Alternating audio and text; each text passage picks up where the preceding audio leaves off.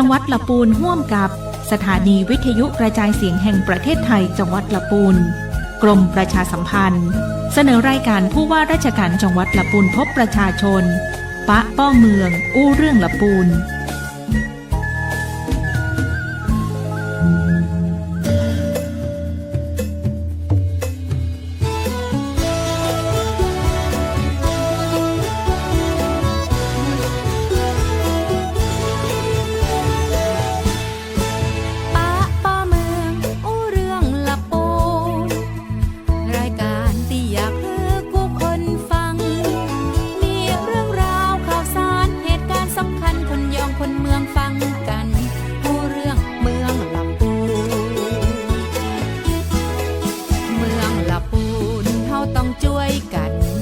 ปัญหาสารพันมันก็หมดสิ้นไป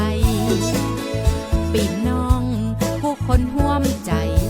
แบ่งเมืองลำพูนให้ยิ่งใหญ่ตลอดกาลมีทุกคนหารือส่งเสียงผู้ว่าจะอยู่เคียงจะช่วยแก้ปัญหา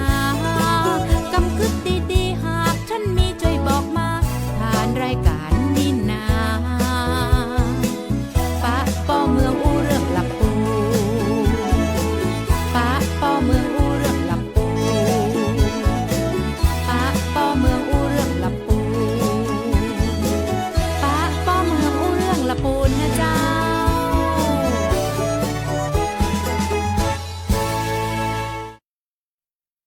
ปะป้อเมืองอู้เรื่องละปูนนะเจ้าสวัสดีท่านผู้ฟังท่านผู้ชมทุกท่านนะเจ้าต้อนรับเข้าสู่รายการวิทยุผู้ว่าราชการจังหวัดละปูนพบประชาชนนะเจ้าก็รายการออกอากาศเป็นประจำทุกวันศุกร์คุณผู้ฟัง 8 นาฬิกาถึง 9 นาฬิกาโดยประมาณนะเจ้าเนาะวันนี้ท่านผู้ว่าราชการจังหวัดละปูนเจ้าท่านวิวัฒน์อินไทยวงศ์เจ้าท่านกรุณามอบหมายให้2ท่านนะเจ้าซึ่งเป็นบุคคลที่มีความสำคัญอย่างยิ่ง ในสถานการณ์ช่วงนี้นะเจ้าที่จะได้มาอู้จ่าประชาสัมพันธ์นะเจ้าเรื่องราวสำคัญเรื่องของสถานการณ์น้ำเรื่องของฝนฟ้าอากาศนะเจ้าให้พี่น้องเจ้าบ้านเฮาได้รับทราบโดยพร้อมเพรียงกันในช่วงของรายการเจ้านี้นะเจ้าท่านที่น้อยว่าถึงนะเจ้าก็คือท่านแรกเจ้าท่านผอ.โครงการชลประทานละปูนท่านสุพรวัฒน์สุรการสวัสดีเจ้าสวัสดีครับเจ้าท่านผอ.เหลาอันนี้เล่าขวัญออกรายการวิทยุบ่อยมาก วันนี้ได้มาอู้กันในรายการละนะเจ้าเดี๋ยวจะได้อู้กันเรื่องของน้ำท่าอย่างต่างๆล่าสุดเป็นจะได้พองเนาะแล้วก็แฮมท่านนึงนะเจ้าท่านผู้อำนวยการสถานีอุตุนิยมวิทยาละปูนเจ้าท่านผอ.จำรัดอุปละสวัสดีเจ้าสวัสดีครับผอ.แท็กครับผม ผอ.แท็กนี่ก็ส่งเสียงนะเจ้ามาคือทุกวัน9 โมงเช้าก็ได้ยินบ่อยๆนะเจ้าปกติจะมาเป็นภาษาไทยพยากรณ์อากาศลองทดสอบแล้วเจ้าผอ.เจ้าเพื่อจะว่าใช่ตัวจริงก่อย่าพยากรณ์อากาศประจำวันนี้แน่ เสียงผู้ประกาศมาเลยนะเจ้าเนาะวันนี้ก็ได้โอกาสที่ดีมากเลยนะเจ้า2 ท่านที่จะได้มาอู้กันเรื่องของฝนฟ้าอากาศเรื่องของวิภาซึ่งเฮาส่งเปิ้นไปแล้วมันก็เจ้าผู้หญิงชื่อผู้หญิงไทยเฮาเนี่ยใช่ครับไปเรียบร้อยครับจะมีไผมาผมก็เจ้าอีกนานนะครับผมเดี๋ยวตอนนี้มันก็ยังอยู่ที่ในกลางทะเลอยู่เนาะยังไกลอยู่ครับผมแสดงว่าจะมีคนมายังมีอยู่ครับผมอาจจะเป็นพ่อจายครับรอบหน้าจะเป็นพ่อจายเป็นชื่อฟรานซิสโกฟรานซิสโกโอ้อินเตอร์น้อยเจ้าเนาะแต่วิภานี้ไปแล้วนะเจ้าก็โดยรวมสภาพอากาศระยะนี้ 2-3 วันนี้เฮาก็ฟ้าจะเปิดขึ้นหรือว่าจะได้เจ้าท่านผอ.เจ้าในภาคเหนือของเฮาก็ยังมีฝนอยู่นะครับประมาณ 70% นะครับจนถึงหลายวันอยู่ครับก่อนสิ้นเดือนเนี่ย29-30เนี่ยก็จะอยู่ประมาณ60คือเป็นอิทธิพลจากล่องพาดผ่านภาคเหนือของตอนบนของเฮาครับแล้วก็มีลมมรสุมตะวันตกเฉียงใต้เนี่ยพัดกำลังแรงขึ้นมาก็ทำให้มีความชื้นพัดเข้ามาหาบ้านเฮาก็มีฝนนะครับเป็นฝนตามฤดูกาลแล้วครับเป็นฝนตามฤดูกาลละก็อาจจะไม่ได้ตกแจ้ตกจึงตกจอต่อเนื่องมันปีวิภาตะวันตกตกเป็นระยะครับส่วนมากจะบ่ายถึงค่ำครับเจ้าแต่ส่วนของพี่วิภานี่มันน่าเป็นห่วงแล้วเนาะไปหมดแล้วครับผมจบไปแล้วครับผม แตกสลายไปเรียบร้อยมั้งก็เจ้า ครับ เจ้า เดิมทีนี่น่ากังวลใจเนาะพี่วิภาที่หันเปิ้นเคลื่อนตัวขึ้นมา จากขึ้นฟังแต่ละตี้นี่โอ้โห ค่อนข้างมีความรุนแรงเลยนะเจ้า ขนาดไปสลายตัวที่แถวประเทศลาวตอนบนเนาะ เจ้า เข้ามาไปเป็นยอมพ่อกดอากาศตามกำลังแรงก็ยังทำให้บ้านเฮาได้รับความเสียหายเยอะแยะเลยครับผม เจ้า โดยเฉพาะจังหวัดน่านเนาะแล้วก็จังหวัดพะเยานะครับเนาะเชียงรายครับ มา ตำบลนะครับผม เจ้าเนาะก็พาดพันไปตังปุ้น ครั นะ บ เจ้าเนาะน่าบุญว่าต่างบ้านเฮาบ่ได้รับผลกระทบในร ต อ อบ นนี้ นี้ ฝนตกหนักเป็นบางพื้นที่ครับ เจ้า บ้านเฮาครับ เจ้าสูงสุดเฮาวัดปริมาณฝนได้สักเท่าใดเจ้าช่วง บ้านเฮานะครับ ที่ผ่มา ที่เอาได้ในที่อุทยานแห่งชาติขุนตาลเนาะ เจ้า วัดได้ 49.0 มิลลิเมตรนะครับ อ๋อ แล้วก็ที่อบตห้วยยาบบ้านที่ของเขาเนี่ย จ้า วัดได้อยู่ 45.5 เนาะ อ๋อ แล้วก็ที่เทศบาลตำบลทาศพเศร้านี่ 45.0 ครับ 40 แต่ที่ ปลาย ครับแต่ที่สตละปูนนะครับที่สถานีอุตุเนี่ยนะเป็นฝนปานกลางครับวัดได้ 26.8 ครับ อ๋อ ผมครับผม เบาๆ แต่ก็ตกวันข้ามคืนห้องเหมือนกัน แต่มันตกเบาครับ แต่มันตกเบา ครับ นะเจ้าเพราะฉะนั้นถ้าปริมาณน้ำฝนอยู่ในระดับนี้ก็ไม่น่าจะมีปัญหาอะไร ใช่ครับ กับ ใช่ พื้นที่ต่อใด ครับ นะเจ้าเนาะข้อมูลเหล่านี้ประสานงานอยู่ตลอดกับท่านผู้อำนวยการโครงการชลประทาน ใช่ เนาะเจ้า ครับ เนาะ อืม คำนวณร่วมกันตลอดเวลาในหัวนี่คือคำนวณเรื่องปริมาณฝนปริมาณน้ำตลอดเลยมั้งก็เจ้าหอเจ้า ครับถูกต้องครับ เจ้าเป็นในพ้องเจ้า โดยรวมสถานการณ์น้ำเฮาก็บ่น่ากังวลใจแล้วเนาะเจ้าเนาะ ครับก็ประเดี๋ยวนี้ก็ยังว่าครับฝนมันตก ค่ะ เบาบางลงแล้วก็ เจ้า ทางเหนือก็บอกค่อยมีฝนแล้วครับ ทีนี้มันก็เลยทำให้น้ำท่าที่มันไหลเข้ามาบ้านเฮาเนี่ยเนาะก็ปัจจุบันที่มันไหลมาจากเชียงใหม่ครับมันก็เลยทำให้ระดับน้ำยังเริ่มทรงตัว เจ้า ใกล้ๆจะทรงตัวแล้วก็เดี๋ยวแหมสักวันสองวันก็จะเข้าสู่ภาวะปกติครับ เจ้า ครับ พอเจ้ากูเตือจะอู้ไทยใส่พอวันนี้อู้เมืองใส่พออาจจะแบบใครอู้เมืองตัวแต่เป็นไทยก็ได้เนอะ ได้ครับอู้ได้ครับแต่จะอู้ไปแล้วไปหน่อยนะค ก็ รับ จะไปแลดไปหน่อยกว่าท่านพอจะเจ็บแอล ครับ เจ้าเนาะ นี่แหละครับ ก็ถือว่าโดยรวมแล้วสถานการณ์น้ำทั้งน้ำปิง น้ำกวง ครับ น้ำทาแล้วก็น้ำลี้บ่ได้น่ากังวลใจแล้วมันก็เจ้า ครับ เนาะ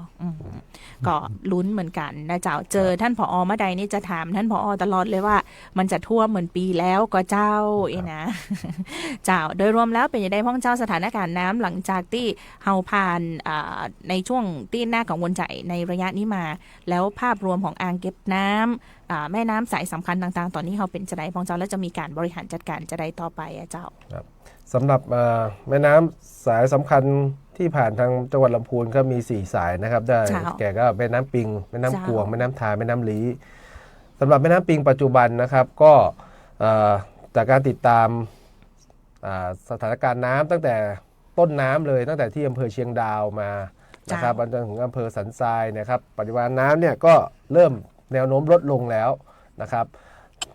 มวลน้ำที่มาก็เนี่ยกำลังเคลื่อนตัวมาผ่านที่ตัวเมืองเชียงใหม่ที่สถานี P1 เจ้า นะครับตอนนี้ก็จะแนวโน้มที่จะทรงตัวที่เชียงใหม่ แล้วก็จะมาไหลมาถึงจังหวัดลำพูนอีกประมาณไม่เกินสัก 5-6 ชั่วโมงก็จะเริ่มเข้ามาพอเข้ามาทีนี้เราก็พร่องน้ำทางด้านท้ายรอไปแล้วนะครับน้ำก็จะไ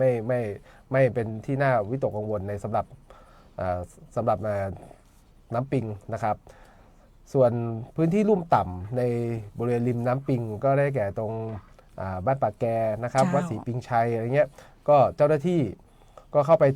ติดตามเฝ้าระวังนะครับ ปัจจุบันก็ยังไม่ไหลล้นเข้ามาสู่บ้านเรือนราษฎรนะครับก็คาดว่าครั้งนี้ก็คงจะไม่ขึ้นมาถึงบริเวณที่เป็นที่อยู่อาศัยที่พักอาศัยของทางประชาชนที่อยู่ริมน้ำปิงบริเวณตรงนั้นซึ่งเป็นที่ลุ่มต่ำที่สุดของจังหวัดลำพูนของเรานะครับที่เป็นพื้นที่เสี่ยงภัยน้ำท่วมซ้ำซาก เจ้า นะครับของในแม่น้ำปิงตอนนี้ก็ไม่น่าห่วงแล้วครับ เจ้า ครับส่วนแม่น้ำกวงเนี่ยก็ติดตามสถานการณ์อยู่ฝนทางด้านเหนือนะครับก็ตั้งแต่เมื่อคืนเนี่ยก็ลดลงนะครับฝนลดลงก็จะทำให้วันนี้ยังไม่มีน้ำจะมาเติมในน้ำกวง ก็จะมีน้ำที่มาก็คือเป็นน้ำที่สะสมเดิมตั้งแต่ฝนตกตั้งแต่คืนวันที่ 22 ต่อเนื่องเช้า 23 นะครับมาถึงตอนนี้ก็ไหลมาถึงบริเวณตัวเมืองลำพูนที่สถานี P5 สะพานท่านางนะครับตอนนี้แนวโน้มน้ำก็ยังขึ้นอยู่ แต่ขึ้นในลักษณะที่ขึ้นแบบลักษณะคงที่ เจ้า ชั่วโมงละประมาณ3 เซนชั่วโมงละประมาณ3 เซนนะครับ เจ้า คาดว่าจะขึ้นต่อเนื่องไปอีกเนี่ยประมาณอีกสัก น่าถึงช่วงค่ำๆของวันนี้นะครับแต่ก็จะไม่ทำให้ไม่ส่งผลกระทบกับริมตลิ่ง2 ฝั่งลำน้ำกวง เจ้า ครับก็คาดการณ์ว่านะครับก็ไม่น่าจะเกินจุดวิกฤตครับไม่น่าเกินจุดวิกฤตก็ที่ประมาณ5 เมตรตอนนี้อยู่ที่ประมาณ4 เมตร48 เซนนะครับก็คาดว่าไม่น่าจะถึงนะครับเพราะว่าทางด้านเหนือที่น้ำมันเนี่ยก็เริ่มทรงตัวแล้ว เจ้า ครับจากที่ทางสันกำแพงของเชียงใหม่ อ๋อ ครับ เจ้าอันนี้ ส่วนน้ำทาและน้ำลี้ก็ตอนนี้อยู่ในสภาวะปกติครับ เจ้า ไม่มีอะไรครับในฝนตกในพื้นที่ก็มีมาเล็กน้อยนะครับมีเล็กน้อยนะครับแต่ก็ไม่ส่งผลกระทบให้กับทางเกิดน้ำล้นตลิ่งของทางของน้ำลี้และน้ำทา เจ้าเพราะฉะนั้นจากการรายงานทั้งหมดของสถานการณ์พายุวิภาเนาะที่เป็นยอมความกดอากาศแล้วเข้ามาในบ้านเฮาเนี่ยก็ไม่ได้ส่งผลกระทบคือพี่น้องประชาชนในพื้นที่เฮาได้รับผลกระทบจากอุทกภัยแต่ยังได้นะเจ้าซึ่งก่อนหน้านี้เฮากังวลใจกันขนาดเลยเนาะเจ้าเนาะ เจ้าเห็นตั้งท่านผอ.โครงการชลประทานก็รับนโยบายไปดำเนินการในการเตรียมความพร้อมเพื่อที่จะระบายน้ำในหลายจุดเลยนะเจ้าครับก็ในแต่ตามที่พอได้รับข่าวมาว่าจะมีพายุเข้ามาเนี่ยครับทางท่านผู้ว่าราชการก็ได้มอบหมายนะครับให้ทางชลประทานนะครับทางปภ.หรือว่าท้องถิ่นท่านในอำเภอแต่ทุกอำเภอนะครับเข้าไปตรวจสอบพื้นที่ไปดูในเรื่องของสิ่งกีดขวางทางน้ำนะครับร่วมกับทางท้องถิ่นไม่ว่าจะเป็นทางอบจ.หรือเทศบาลอะไรพวกนี้ครับก็จุดหลักๆที่เราเข้าไปดูก็ได้แก่ทางจุดบ้านปะแกวัดศรีปิงชัยนะครับไปดูเรื่องสิ่งกีดขวางทางน้ำหรือว่าเตรียมมาตรการในการที่จะช่วยเหลือหรืออพยพนะครับเบื้องต้นนะครับเข้าไปประชาสัมพันธ์เตือนภัยให้ทราบนะครับจุดที่2ก็มันจะเป็นจุดหลักๆที่เราเข้าไปทำก็คือที่ตำบลอุโมงค์ครับตำบลอุโมงค์ก็ตั้งแต่ลำเหมือง9 ศอกนะครับตรงตลาดป่าเหวนะครับแล้วก็ลงไปถึงล่องเชี่ยวนะครับที่จะผ่านน้ำไปลงน้ำกวงครับแล้วก็ไปที่จุดที่ลอดจากเหมืองหนองแขมนะครับลอดซูเปอร์ไฮเวย์ไปตรงล่องขุ่นนะครับซึ่งตอนจุดที่เป็นท่อลอดถนนเนี่ยก็จะมีเป็นตะกอนอุดตันนิดหน่อยนะครับก็ได้ประสานงานกับทางหน่วยงานที่เกี่ยวข้องไม่ว่าจะเป็นทางอบจ.ท้องถิ่นนะครับทางแขวงทางหลวงชนบทนะครับแล้วก็ทางกรมราชทัณฑ์เพื่อที่จะให้จัดมีเป็นมันต้องใช้กำลังคนในการเข้าไปทะลวงตรงจุดนี้เพื่อระบายน้ำให้สามารถที่จะรองรับน้ำได้นะครับซึ่งตอนเมื่อปีที่แล้วผมก็ใช้จุดนี้เป็นจุดที่ในการตัดยอดน้ำส่วนหนึ่งนะครับที่ไม่ให้เข้าตัวเมืองลำพูนนะครับไปลงล่องขุ่นแล้วไปลงล่องเชี่ยวแล้วไปลงน้ำกวงนะครับแล้วจุดต่อมาก็จะเป็นลำเหมืองจ่าแซ่นะครับเหมืองจ่าแซ่บริเวณสวนกาญจนาภิเษกนะครับแล้วก็เหมืองหลิง5ที่อยู่เป็นคู่ขนานกันอันนี้ก็เป็นจุดสุดท้ายที่ผมบอกว่าเป็นด่านสุดท้าย นะครับถ้าปีที่แล้วผ่านจุดนี้ไปได้ก็คือเข้าตัวเมืองลำพูนแล้วแต่ทีนี้มันก็ปีแล้วก็ผ่านไปได้ปีนี้ก็เลยเข้าไปตรวจสอบความเรียบร้อยอีกทีนึงว่ามันยังสามารถระบายน้ำได้ดีอยู่อีกหรือเปล่าก็ทางประสานกับทางเทศบาลเหมืองง่าแล้วก็อบจ.นะครับรวมถึงทางกำนันผู้ใหญ่บ้านที่อยู่ในพื้นที่ก็ลงไปดูมันก็จะมีจุดที่เป็นอุปสรรคบางแห่งก็ได้ประสานกันเพื่อที่จะหาแนวทางในการแก้ไขนะครับซึ่งก็ได้รับความร่วมมือจากในท้องถิ่นนะครับที่จะช่วยกันร่วมด้วยช่วยกันเนาะในการที่จะกำจัดสิ่งกีดขวางทางน้ำแล้วก็ที่จะทำให้การระบายน้ำเป็นไปด้วยความสะดวกยิ่งขึ้นนะครับนอกจากนี้ก็ยังได้รับความอนุเคราะห์จากทางกรมโยธาธิการและผังเมืองนะครับที่จะเข้ามาสำรวจเพื่อวางแผนแก้ไขระยะยาวในการป้องกันน้ำท่วมของเมืองลำพูนเองเนี่ยโดยมีโครงการที่จะระบายน้ำนะครับจากเหมืองหลิง5นะครับทำเป็นช่องระบายน้ำนะครับตัดลงสู่ลำน้ำกวงโดยตรงโดยไปตามแนวถนนวงแหวนเส้นเลี่ยงเมืองลำพูนนะครับอันนี้เบื้องต้นทางท่านผู้ว่าได้สั่งการแล้วก็ประสานงานกับทางโยธาแล้วก็ตอนนี้อยู่ระหว่างการสำรวจออกแบบนะครับคาดว่าถ้าเพิ่งประสานวันก่อนนี่ตัวประสานก่อนนะครับท่านประสานและสั่งการมาก่อนนะครับท่านผู้ว่านี่ รวดเร็วฉับไวครับ บอกว่าใจผมกับอย่างก็ทานเนี่ยถ้าไปเทียบกันแล้วเนี่ยจับใจท่านผู้ว่านี่ฮ้อนกว่าทานที่กำลังติดไฟอยู่ นะเจ้าเนาะอันนี้ก็ถือว่าเป็นการเตรียมความพร้อมจากการถอดบทเรียนของสถานการณ์น้ำท่วมเมื่อปี 2567 นะเจ้าที่บอกท่านผอเราอยู่เสมอเลยบอกว่าภาพจำมันยังชัดเจนอยู่เลยเนาะนอนพบรับ 2-3 วันที่ผ่านมากลัวจะท่วมอย่างปีที่แล้วนะเจ้าเนาะก็ปีที่แล้วนี่ปริมาณฝนที่ตกลงมาและทำให้เกิดอุทกภัยใหญ่นี่มันตกเยอะกว่าเจ้าท่านผอเจ้า ตกเยอะครับผม ประมาณเท่าไหร่เจ้ากิมิน ถ้าในพื้นที่ใช่ไหมครับ เจ้า ก็เกือบ200 มิลนะครับ เกือบ ครับ 200 เกือบ แล้วต้นน้ำล่ะเจ้าต้นน้ำที่มัน ทางต้นน้ำทางปูนสำนักครับ ทั้งสำนักเลยเนาะเจ้าเนาะ มันตกแช่นะครับผมตก มันนักตึงของเปิ้ลนักตึงของเฮาเนาะเจ้าเนาะ ใช่ครับ เจ้าก็เลยทำให้เกิดสถานการณ์น้ำท่วมใหญ่เมื่อปีที่ผ่านมาในรอบกี่ปีเจ้าท่านผอเราเจ้า ก็จากสถานการณ์น้ำท่วมใหญ่ปีที่แล้วนะครับ เจ้า จากที่เรามีการเก็บสถิติไว้นะครับ มันสาเหตุหลักก็ปีที่แล้วมันมาจากน้ำจากลำน้ำแม่แตงนะครับ เทียบเท่ากับปี 2516 ครับ 2516 ก็คือประมาณเมื่อ 50 ปีที่แล้ว 50 ปี 50 กว่าปีที่แล้วนะครับ เจ้า ก็มันเกิดจากฝนตกแช่ในพื้นที่เต็มพื้นที่นะครับ ฝนสะสมเนี่ย12 ชั่วโมงประมาณเกือบ 200 มิล เจ้า นะครับ200 มิลทำให้ปริมาณน้ำมาไหลมาของที่ผ่านที่ฝ่ายแม่แตงนะครับ ที่อำเภอแม่แตงที่เราเก็บสถิติไว้ได้ประมาณอยู่ประมาณ730 ลูกบาศก์เมตรต่อวินาทีนะครับประกอบกับทางลำปิงในสาขาอีก เจ้า มีน้ำแม่ริมมาอีกตอนนั้นก็น้ำแม่ริมก็ออก อ่า ครับเกิดน้ำท่วมมันมาสมทบกันก็เลยทำให้น้ำมันระบาย มา าก เยอะมากมาค่อนข้างเยอะครับแล้วก็เป็นน้ำที่มาท่วมเราก็คือมันเป็นน้ำที่ไหลล้นตลิ่งตั้งแต่จังหวัดเชียงใหม่เข้ามา เจ้า แล้วก็มาทางตามพื้นที่ลุ่มต่ำ เจ้า ก็ต่างรถไฟกลายเป็นแม่น้ำไปเหียเนาะ ต่าง ปี รถไฟ ที่แล้ว กลายเป็นคลองไปเลย กลายเป็นคลองส่ง คลอง น้ ไปเลยส่งน้ำมาเลย เจ้า วิ่งคู่ขนานกับทางเส้นซู ำ เปอร์มาเลย พอยังหลอนอยู่กับเจ้าเมื่อภาพจำปีที่แล้ว ครับนิดหน่อย คือในโซเชียลเนี่ยหลายท่านก็จะบอกว่า โอ้ยมาแฮมแล้วกามาแฮมแล้วกาเห็นหน้าพอเราได้ยินเสียงพอชนประธานมาเมื่อใดนี้จะเอาแฮมแล้วกาเนี่ยเจ้าเนาะปีที่แล้วนี่คือภารกิจส่งน้องน้ำกับน้ำปิงนะเจ้าก็ผ่านพ้นไปได้ด้วยดี ครับ ก็หัวใจสำคัญเห็นว่ามีการทอดบทเรียนกันตัวนะเจ้าว่าหัวใจสำคัญของการที่เราผ่านสถานการณ์น้ำในปีที่แล้วมาได้เนี่ยคืออะไรอย่างเจ้าท่านผอเจ้า ก็จากสถานการณ์ปีที่แล้วนะครับ มันก็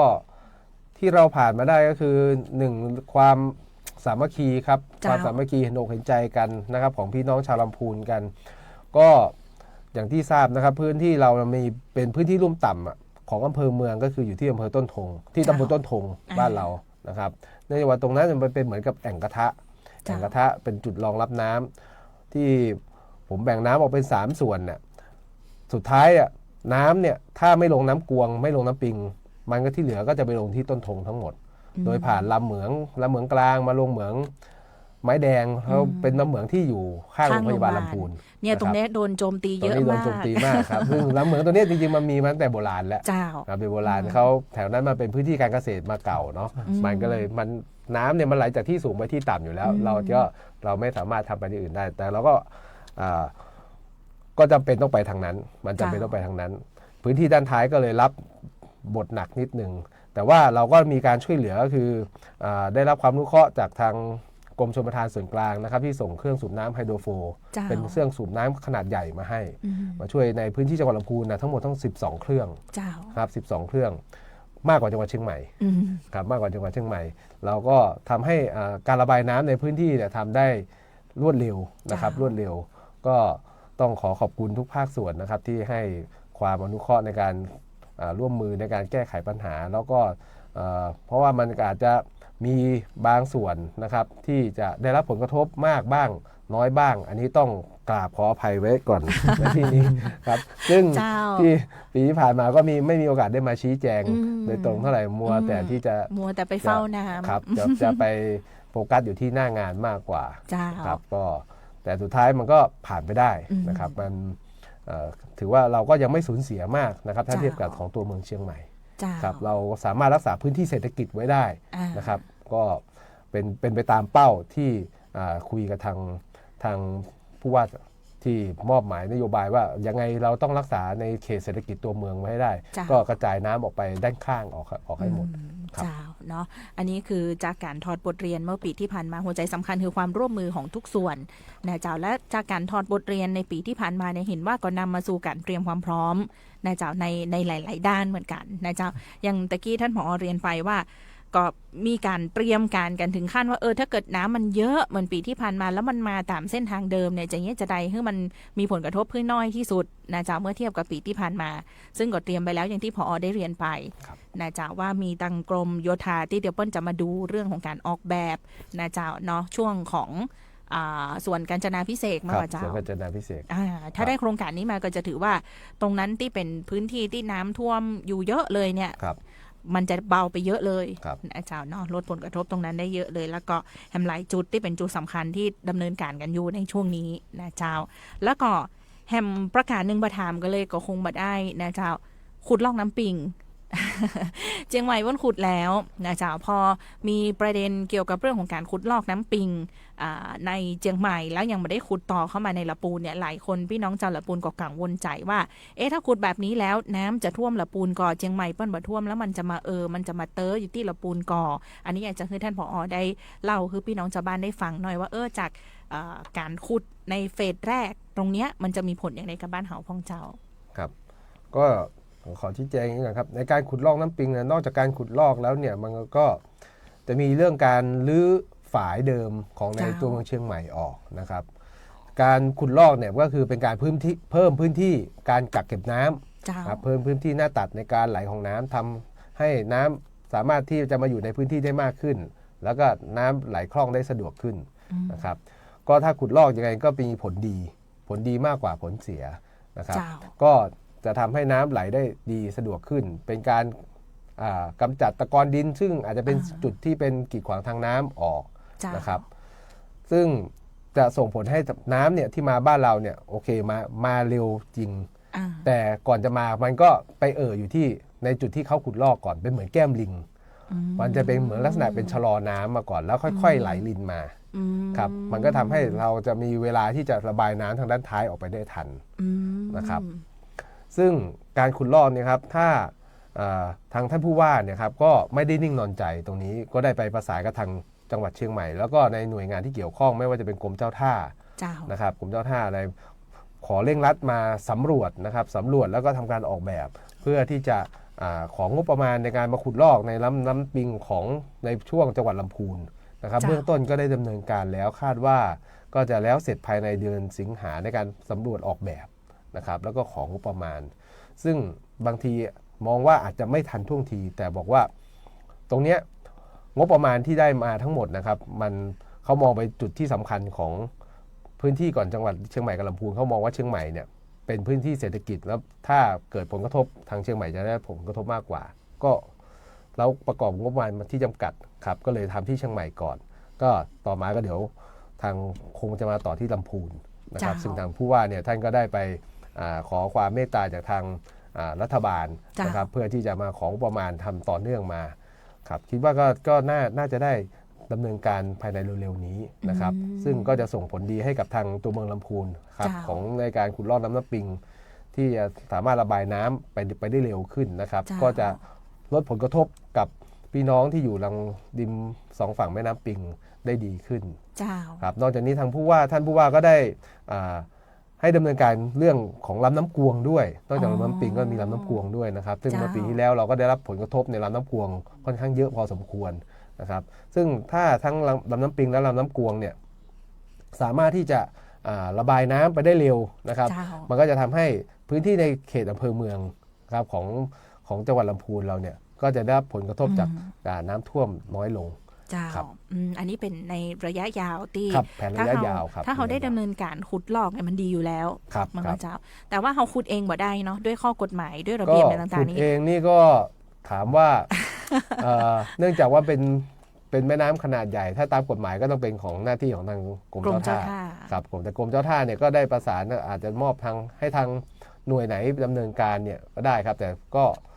แล้วแต่ส่วนมากก็ถ้าทำโดยทางทหารพัฒนาซึ่งมีเครื่องจักรเครื่องมือมีความพร้อมอยู่แล้วนะครับเขาก็น่าจะสามารถที่ดำเนินการได้อย่างรวดเร็วมากกว่าครับเจ้าแล้วของเชียงใหม่ป้อนนี่41 กิโล ครับ นอกจากระยะเฟสแรกที่เพิ่นดำเนินการ ครับ เนาะเจ้าเนาะของละปูนนี่เขาเสนอไปสักกี่กิโลเจ้า ของเราก็เสนอไปประมาณ40กิโลมั้งครับ 40เหมือนกัน ครับถ้าโดยภาพรวมนะครับก็แต่ถ้าขอครึ่งหนึ่งก็อาจจะมาสักแค่20กิโลก่อนครับ20กิโลก่อนก็อาจจะมาเป็นบางช่วงตรงจุดที่สำคัญก่อน เจ้า ครับ เจ้าเนาะอันนี้เป็นแผนงานโครงการที่คาดการว่านะเจ้าจะดำเนินการแล้วแน่นอนว่าพอเชียงใหม่ขุดปุ๊บเชียงใหม่ก็มีผลดีละปูนเฮาขุดปุ๊บเฮาก็น่าจะได้รับผลดีต่อไปตัวเมื่อเจ้า ครับผม เนาะเจ้าเนาะ ถูกต้องครับ อันนี้โครงการนี้เดียวถ้ามีความคืบหน้าประการใดก็จะเล่าให้ท่านผู้ฟังได้รับฟังกันละกันนะเจ้าก็พอแท็กเป็นกำลังใจให้อยู่ วันนี้มีข้อซักถามท่านผอ โครงการชลประทานเยอะเลยอีกสักเรื่องหนึ่งแล้วกันเจ้าเรื่องของฝ่ายกักเก็บน้ำบานประตูระบายน้ำต่างๆ เห็นว่ามีฝ่ายกักเก็บน้ำบานประตูระบายน้ำอย่างที่อยู่ในลำน้ำของละปูนเฮาเนี่ยซึ่งอยู่ในความรับผิดชอบของกรมชลประทาน อยู่ในความรับผิดชอบของท้องถิ่นแล้วก็อยู่ในความรับผิดชอบของหลายๆ ส่วนเหมือนกันมีเยอะกว่าเจ้า แล้วมีการบริหารจัดการกันจะได้พ่องเจ้า ครับสำหรับฝายหรือประตูระบายน้ำที่อยู่ในลำน้ำปิงนะครับตั้งแต่ เจ้า ตัวเมืองเชียงใหม่ จนถึงผ่านมาที่ลำพูนแล้วก็ขับไปเชียงใหม่อีกทีหนึงก็มีประมาณ10 แห่งนะครับ 10 ก็ตั้งแต่ แห่ง ประตูระบายน้ำท่าวังตาล เจ้าน นะครับถัดมาก็เป็นฝายหนองสลีก เจ้า ไม่ใช่ครับโทษผิดฝายชลประทานเพชรนิดแม่ปิงเก่า จากนั้นก็มาเป็นท่ามะโกฝายศพร้องฝาย จ้ะ พญาอุด พยาอุด ครับทั้ง3อันเนี้ยอยู่ในความดูแลของท้องถิ่น ครับท้องถิ่น อยู่ใน ครับ เขตไหนก็ท้องถิ่นนั้นเป็นคน ครับ ดูแล เขต ไป ไหนก็ท้องถิ่นนั้นดูแล เจ้า อย่างฝายท่ามะโกฝายศพร้องเนี่ยกลุ่มผู้ใช้น้ำส่วนใหญ่อยู่ในเขตจังหวัดเชียงใหม่ เจ้า ก็เป็นของทางฝั่งเชียงใหม่ดูแล อืม นะครับฝายพญาอุดที่อยู่ตำบลริมปิงของเราเนี่ยก็ส่งน้ำให้กับพื้นที่ทางจังหวัดลำพูนก็ทางเป็นเทศบาลริมปิงของลำพูนดูแล เจ้า ครับจากนั้นก็ต่อไปก็เป็นฝ่ายหนองสลีกหนองสลีกนี่ดูแลโดยกรมชลประทานนะครับฝ่ายหนองสลีกฝ่ายดอยน้อยก็ดูแลโดยโครงการชลประทานเชียงใหม่ครับก็ไปฝ่ายวังปานและตัวสุดท้ายก็คือประตูระบายน้ำแม่สอยครับอันหนึ่งของด้านท้ายไปทั้งหมดเนี่ยเป็นดูแลโดยของกรมชลประทานทั้งหมดนะครับก็แบ่งหน้าที่กันตามลักษณะการใช้น้ำของแต่ละพื้นที่ เจ้า ครับ เจ้า ซึ่งก่อนที่จะเข้าฤดูฝนเนี่ยครับเราก็มีนโยบายทางกรมก็มอบหมายให้มีการตรวจสอบความพร้อมการใช้งานของอาคารชลประทานทั้งหมดนะครับก็แล้วเราก็ได้เข้าไปดูแลบำรุงรักษาแล้วก็ตรวจสอบนะครับมีการซักซ้อมนะครับให้สามารถใช้งานได้ 100% นะครับครบทุกอาคารนะครับรวมไปถึงของที่ดูแลโดยท้องถิ่นเองด้วยนะครับเราก็ไปประสานงานกันนะครับแล้วก็ร่วมกันที่จะช่วยกันชลประทานมอบให้ท้องถิ่นไปแล้ว ก็ไปให้คำแนะนำในการที่จะดูแลบำรุงรักษาอย่างไรนะครับทำยังไงให้สามารถที่จะบริหารจัดการน้ำได้อย่างดีนะครับซึ่งก็ได้รับความร่วมมือจากท้องถิ่นเป็นอย่างดีนะครับแล้วก็อาคารชลประทานก็มีความพร้อมในการใช้งานทั้งหมดนะครับในลำน้ำปิงครับ อันนี้ก็ถือว่าเป็นฝ่ายในการกำกับดูแลในเจ้าของทางกรมชลประทานนี่เปิ้ลมีเจ้าหน้าที่ยังคอยดูแลอยู่ตลอดเวลาอยู่แล้วนะเจ้าบ้านประตูยังพร้อมใช้งานเจ้าแล้วก็แห่มส่วนหนึ่งคือฝ่ายพญาอุดอันนี้เห็นว่ามีโครงการที่จะเสนอนะเจ้าขอรับงบประมาณมาปรับปรุงซ่อมแซมหรือแปลงใหม่บ่ฮู้เหมือนกันเนาะอันนี้ก็ถือว่าเป็นฝ่ายสำคัญที่ละปูนเฮาจะต้องใช้น้ำจากฝ่ายตรงนี้เยอะเหมือนกันนะเจ้าคือฝ่ายพญาอุดนะครับอยู่บริเวณท้ายสะพานศรีวิชัย เจ้าครับท้ายสะพานศรีวิชัย ฝา ฝาย ยตัวเนี้ยเป็นลักษณะเป็นฝายทดน้ำ เจ้า ฝายสันแข็งมีความกว้างสันฝายประมาณ60 เมตรสูง2เมตร50นะครับซึ่งปัจจุบันเนี่ยอยู่ในความดูแลของเทศบาลริมปิงนะครับก่อสร้างโดยกรมชลประทานแล้วตามกฎหมายการถ่ายโอนนะครับการถ่ายโอนภารกิจต่างๆเนี่ยก็ได้ถ่ายโอนให้กับทางท้องถิ่นซึ่งเท่าที่ผ่านมาเนี่ยครับฝายตัวเนี้ยถูกมองว่าเป็นปัญหาในการบริหารจัดการน้ำของแม่น้ำปิงเนื่องจากว่าเป็นฝายสันแข็งมันไม่สามารถที่จะปรับระดับลดระดับสันฝายได้นะครับในช่วงที่น้ำมาเยอะมันก็ไม่สามารถที่จะเก็บไม่สามารถลดระดับน้ำได้นะครับมันก็คือต้องรอให้น้ำยกระดับตัวขึ้นแล้วก็ข้ามฝายไปมันเลยถูกมองว่าทำให้ระดับน้ำเนี่ยพื้นที่ด้านเหนือขึ้นสูงนะครับขึ้นสูงคือของลำพูนเนี่ยเราเป็นพื้นที่ลุ่มต่ เราจะมีคันกั้นน้ำที่เป็นถนนเลาะลำน้ำปิงเนี่ยอยู่ เจ้า นะครับถ้าเกิดฝนตกในพื้นที่เนี่ยเราจะระบายน้ำออกในลำน้ำปิงเนี่ยก็คือต้องรอให้น้ำปิงลดระดับลง เราก็ถึงต้องปล่อยน้ำออกไปได้ เจ้า แต่ถ้าน้ำปิงไม่ลดลงน้ำปิงขึ้นสูงเนี่ยมันก็ไม่สามารถระบายน้ำออกไปได้เราก็ต้องสูบอย่างเดียว การสูบนี่ก็ต้องมีค่าใช้จ่าย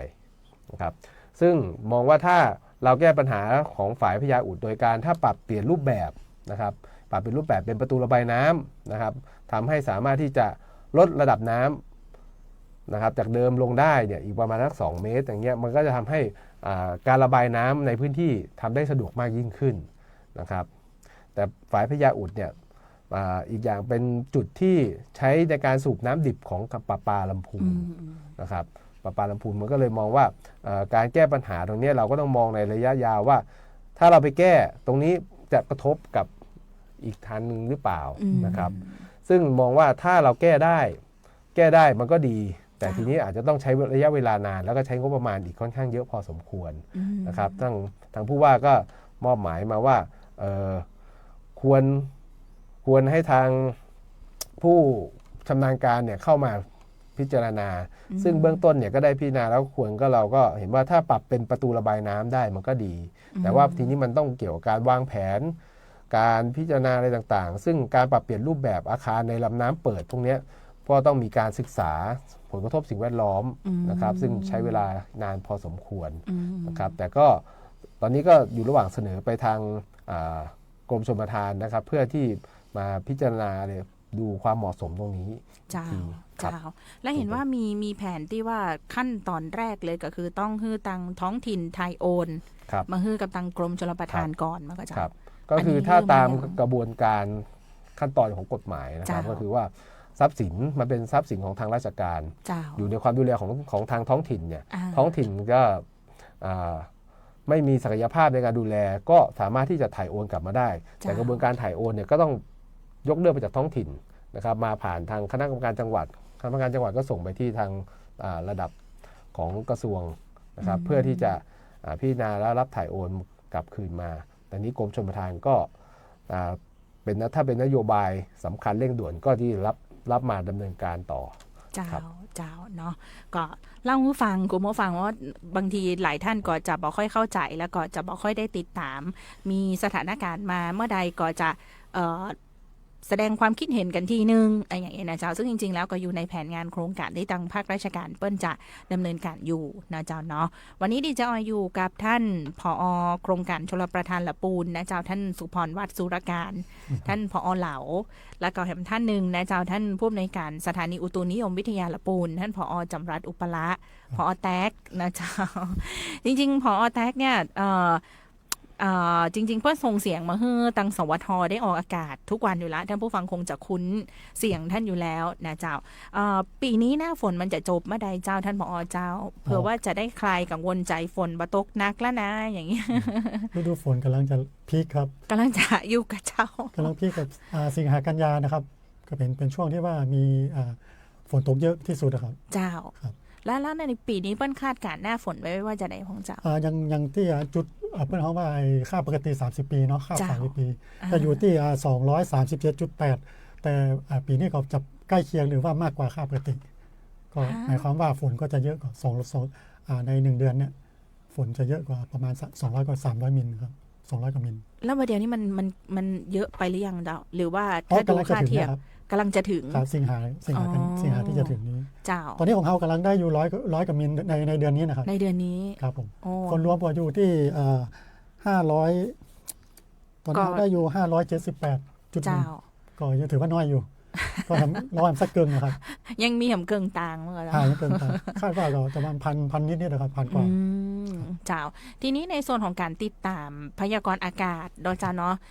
นอกจากช่องทางของท่านผอ.ที่กรุณาส่งเสียงมาให้เฮาได้ฟังกันทุกๆวันอยู่แล้วเนี่ยนะเจ้าก็จะมีช่องทางอื่นๆที่จะมีการออกข่าวพยากรณ์อากาศของทางกรมอุตุนิยมวิทยาเพราะว่าย้ำกันอยู่แล้วว่าเวลาติดตามข่าวสารจากราชการเนี่ยก็พยายามคือติดตามจากหน่วยงานของรัฐเนาะการพยากรณ์อากาศอย่างก็คือฟังจากกรมอุตุนิยมวิทยานะเจ้าของละปูนเราจะมีช่องทางหรือว่ามีจุดไ ไหนที่พี่น้องประชาชนเราจะสามารถเข้าถึงข้อมูลการพยากรณ์อากาศได้ ก็ บ้างเจ้า ง่ายๆครับผมก็มีพิมพ์คำว่าเข้า Google นะเนาะ เจ้า พิมพ์คำว่าสถานีอุตุนิยมวิทยาลำพูนนะครับก็จะขึ้นมาเนาะเราจะมีข้อมูลมากมายเลยครับโดยเฉพาะข้อมูลเกี่ยวกับเรดาร์ตรวจอากาศเนาะข้อมูลเกี่ยวกับแผ่นดินไหวเนาะข้อมูลสถิติต่างๆเนาะข้อมูลเกี่ยวกับการเกษตรเนาะมีทุกอย่างเลยครับผม เจ้า โดยเฉพาะข้อมูลเรดาร์ตรวจอากาศเนี่ยเราก็สามารถเข้าไปดูได้ทุก15 นาทีเลยครับมันอัปเดตไว้ครับ เจ้าเรดาร์ตรวจอากาศนี่คือจะดูได้เลยว่ามันจะมีฝนตกก่ออย่างไร ฝนต เจ้าก ที่ไหนดูได้เลยครับคา รั ด ศ การณ์ มี ได้ครับ รัศมีประมาณนั้นไหนเจ้า 240 กิโลเมตรครับ อ๋อโดยรอบของสถานีอุตุเฮาเนี่ย เกือบ นะ ได้เกือบทั่วภาคเหนือครับ เจ้าอยู่ที่สถานีอุตุนี่เลยมั้งเจ้า ใช่ครับ อาคารสีฟ้าอยู่ด้านบนนั่นเลย ใช่ มั้ง ใช่ มีกี่ ครับ ชั้นเจ้าหอของพอ อันนี้ว่า มีกี่ชั้น ถ้ารวมชั้นลอยกับ8ชั้นครับ 8 ชั้น ครับ อ๋อก็คืออยู่ ตัว เรดาร์ อ อยู่ ยู่ ชั้นที่7ครับ อยู่ชั้นที่นึกอยู่ชั้นที่8 ชั้นลอย อ๋อมีชั้นลอยแหมอ๋ออยู่ทางบนนี่คือดูได้เลยโดยรัศมี250 กิโล เมตร 240 กิโลเมตร ครับ โอ้จ้านี่ก็เป็นช่องทางที่ท่านสามารถจะเข้าไปติดตามได้ ทีนี้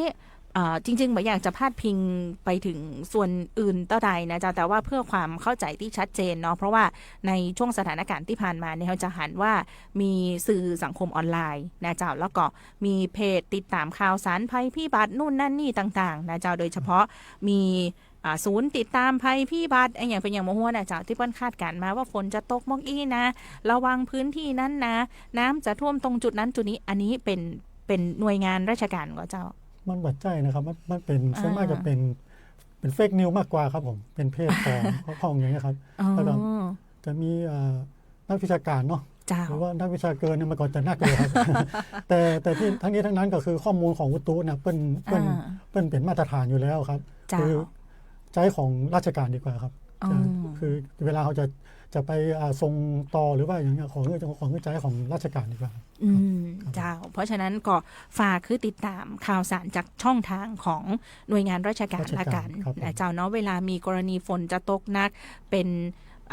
แผนที่มาเปิ้นใส่สีมาเฮ้อ ครับ วันไหนสีฟ้าวันไหนสีแดง วันไหนสีเหลืองเนี่ยมันก็จะหัน จะเห็นได้ ที่ชัดเจนอยู่แล้ว ครับผม นะเจ้าจริงๆท่านผอนี่ถ้าดูในสื่อสังคมออนไลน์ของท่านเนี่ยท่านก็จะมีแยกเฉพาะของละปูน ใช่ครับ มาด้วย3รายอำเภอเลยนะ ใช่ เจ้า ครับ ว่าอำเภอไหนจะมีปริมาณฝนเท่าใดในแต่ละวัน ครับผม เนาะเจ้าเนาะของท่านผอก็เช่นเดียวกันบางทีผอยังบัตันได้เตือนเลยเจ้าว่าน้ำคือเฝ้าระวังตรงนี้นะตรงนี้จะวิกฤตแล้วตรงนี้จะท่วมขนของได้เลย ยังบัตันได้มีสัญญาณมาบอกเลย แต่ว่ามีบางสื่อสังคมออนไลน์ หรือว่าบางช่องทางที่อาจจะดูแล้วก็บอกมาได้เลยว่าเดี๋ยวนี้ต้องระวังแล้วนะอันนี้ท่านผอมีช่องทางไหนที่จะสามารถติดตามแล้วก็แจ้งเตือนให้พี่น้องประชาชนได้พ้องเจ้า ครับก็อย่างของกรมชลประทานนะครับสำหรับการติดตามสถานการณ์น้ำเนี่ยเราก็จะดูอย่างของเว็บไซต์ของทางสำนักอุตุวิทยาภาคเหนือตอนบนนะครับหรือที่รู้จักกันของเรา hydro1.net ครับ hydro1.net นะครับเราก็จะมีการวิเคราะห์นะครับวิเคราะห์เราไม่ใช่ดูแค่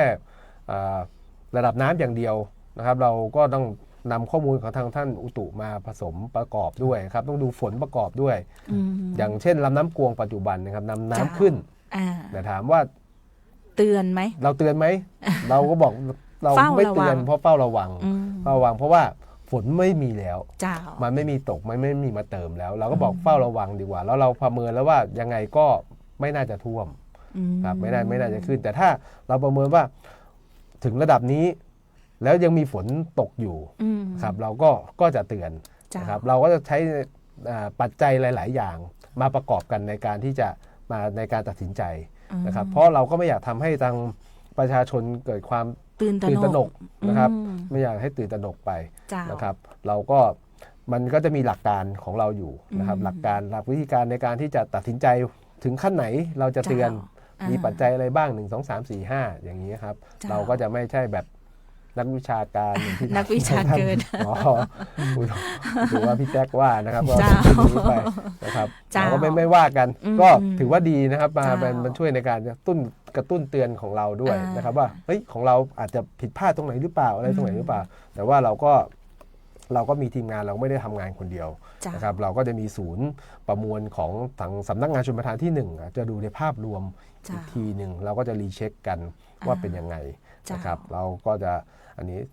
ก็เน้นย้ำอีกทีนะครับถ้ายังไงก็ขอให้ใช้ข่าวสารของทางราชการ อืม ดีที่สุดนะครับ จ้ะ ในรับฟัง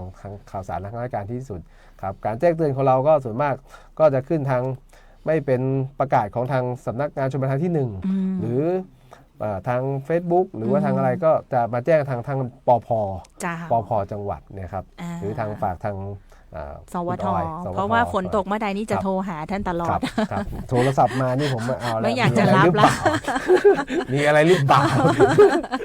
แต่ คิด นึกว่า ว่า โทรมาชวนกินข้าวอะไรอย่างเงี้ยก็ ไม่มีเลย ไม่มีเลยครับไม่มี เจ้าก็จริง ๆ แล้วคืออยากจะให้ท่านผู้ฟังได้รับทราบวิธีการทำงานของภาคราชการเปิ้ลอย่างท่านผอ.แต๊ดท่านผอ.เหล่าในเปิ้ลประสานข้อมูลกันตลอด มีท่านปภ.โดยนะเจ้าท่านนายอำเภอเนาะ ครับ เปิ้ลไม่ได้ดูแค่ตัวเลขสถิติฝนตกไม่ได้ดูตัวเลขเฉพาะปริมาณน้ำจากตรงนั้นตรงนี้แค่นั้นเอง แต่ว่ามาวิเคราะห์กันในหลายบริบท แล้วก็จะมีการแจ้งเตือนกันอย่างเป็นระบบนะเจ้าเนาะถ้าเปิ้ลบอกเฝ้าระวังก็คือฟังข่าวนะเจ้าถ้าเปิ้ลบอกว่าเตรียมยกของ